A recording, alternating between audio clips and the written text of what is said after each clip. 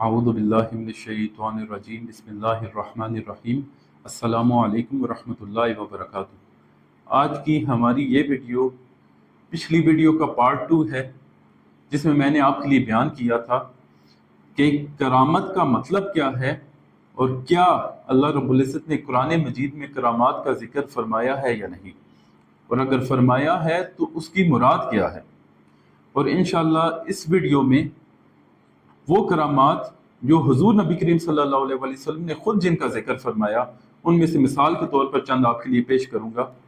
پہلی حدیث امام بخاری نے صحیح بخاری میں 5 جگہ روایت کی ہے، اور یہ بخاری اور مسلم کی متفق علیہ حدیث ہے۔ حضرت ابو ہریرہ رضی اللہ عنہ بیان کرتے ہیں کہ اللہ کے نبی صلی اللہ علیہ وسلم نے فرمایا کہ 3 لوگ ایسے ہیں کہ جنہوں نے پنگھوڑے میں کلام کیا ہے۔ آپ نے فرمایا کہ ایک تو عیسیٰ بن مریم ہے علیہ السلام، جیسا کہ آپ جانتے ہیں کہ ان کے متعلق قرآن پاک میں بھی آیت ہے وَيُكَلِّمُ النَّاسَ فِي الْمَهْدِ وَكَهْلًا وَمِنَ الصَّالِحِينَ، صدق اللہ مولانا العظیم۔ اور دوسرا وہ شخص ہے جو بنی اسرائیل کا تھا، اس کا نام جریج تھا، اور یہ ایک عابد اور زاہد تھا، اس کا تقوی مشہور تھا۔ وہ ہر وقت اپنی عبادت گاہ میں عبادت میں مصروف رہتا تھا۔ ایک دن وہ عبادت کر رہے تھے کہ ان کی والدہ آئیں اور انہوں نے انہیں بلایا، تو حضرت جریج متذبذب ہو گئے کیونکہ وہ نماز میں تھے۔ تو انہوں نے کہا اللہم امی و صلاتی، انہوں نے دل میں کہا 3 مرتبہ اللہم امی و صلاتی، اللہم امی و صلاتی، اے اللہ میری ماں اور میری نماز، اے اللہ میری ماں اور میری نماز۔ تو ان کی ماں نے انہیں کہا کہ اللہ اسے اس وقت تک موت نہ دے جب تک یہ کسی فاحشہ کا منہ نہ دیکھ لے۔ تو حدیث پاک میں آتا ہے کہ ایک دن وہ اپنی عبادت گاہ میں تھے کہ ان کے پاس ایک عورت آئی اور اس نے انہیں فحاشی اور بدکاری کی طرف بلایا، تو حضرت جریج نے انکار کر دیا۔ وہ وہاں سے نکلی اور ایک چرواہے کے پاس چلی گئی، اور اس نے جا کے اس چرواہے کے ساتھ بدکاری کی، اور کچھ عرصے بعد جب اس کے ہاں بیٹا ہوا تو لوگوں نے اس سے پوچھا کہ یہ بیٹا کس کا ہے، تو اس نے کہا فلاں شخص جو خود کو عابد اور زاہد کہلواتا ہے، یہ بیٹا جریج کا ہے۔ لوگ اشتعال انگیز ہوئے اور آ کر حضرت جریج کو ان کی عبادت گاہ سے باہر نکالا اور ان کی عبادت گاہ کو گرا دیا اور ان کی مذمت کی۔ جب حضرت جریج نے پوچھا کہ ماجرا کیا ہے، تو لوگوں نے بتایا کہ آپ اپنے آپ کو عابد اور زاہد کہلواتے ہیں، اور آپ نے فلاں عورت کے ساتھ بدکاری کی ہے اور اس کے یہاں بیٹا ہوا ہے۔ تو حضرت جریج اٹھے، انہوں نے وضو کیا، نماز پڑھی اور لوگوں کو کہا کہ مجھے اس کے پاس لے چلو۔ جب وہ اس کے پاس پہنچے تو انہوں نے اس بچے کو مخاطب کر کے کہا کہ تمہارا باپ کون ہے؟ تو اس بچے نے کہا کہ میرا باپ تو فلاں چرواہا ہے۔ جب لوگوں نے حضرت جریج کی یہ کرامت دیکھی تو ان سے معافی مانگنے لگے اور کہا کہ ہم آپ کا معبد سونے کا بنا دیں گے۔ تو حضرت جریج نے کہا کہ نہیں، بلکہ تم اس سے مٹی کا ہی بنا دو۔ تیسرا قصہ اس بچے کا ہے کہ بنی اسرائیل کی خاتون اپنے بچے کو دودھ پلا رہی تھی کہ ان کے پاس سے ایک گھڑ سوار گزرا، اس نے عمدہ پوشاک پہنی ہوئی تھی۔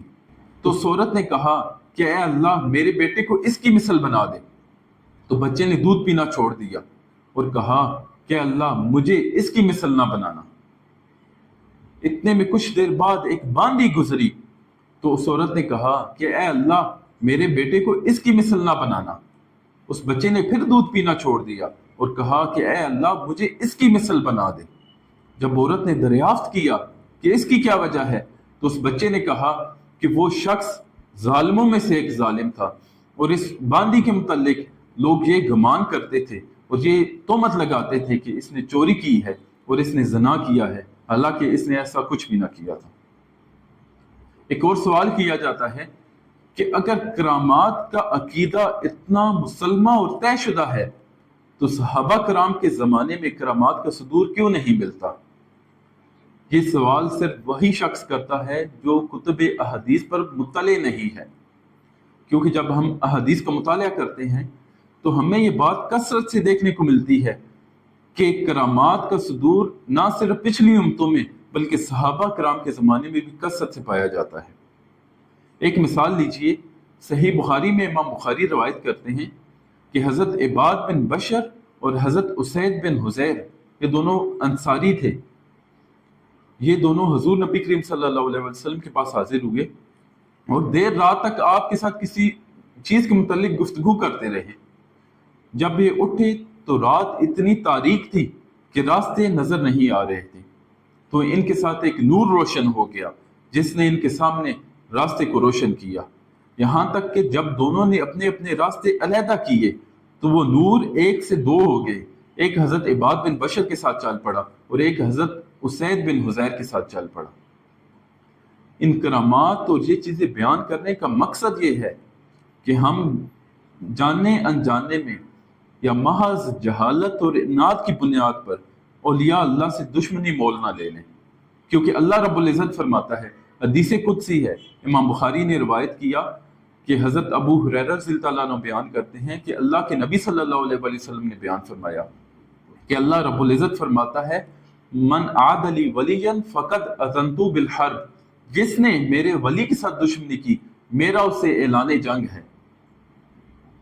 اور فرمایا کہ میرا بندہ جن چیزوں سے میرا قرب حاصل کرتا ہے ان میں سب سے زیادہ افضل چیز اور محبوب چیز فرائض ہیں، اور میرا بندہ نوافل کے ذریعے میرے قریب آتا ہے یہاں تک کہ میں اس سے محبت کرنے لگتا ہوں، اور جب میں اس سے محبت کرنے لگتا ہوں تو میں اس کے کان بن جاتا ہوں جن سے وہ سنتا ہے، اور آنکھیں بن جاتا ہوں جن سے وہ دیکھتا ہے، اور ہاتھ بن جاتا ہوں جن سے وہ پکڑتا ہے، اور پاؤں بن جاتا ہوں جن سے وہ چلتا ہے،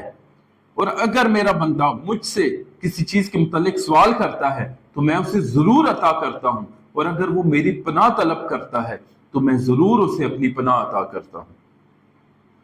دعا ہے کہ اللہ رب العزت ہمیں اپنے مقرب اور صالح لوگوں کا مقام اور مرتبہ جاننے کی توفیق عطا فرمائے، اور اس کے مطابق ان کا ادب اور احترام کرنے کی توفیق عطا فرمائے۔ وآخر دعوانا ان الحمد للہ رب العالمین۔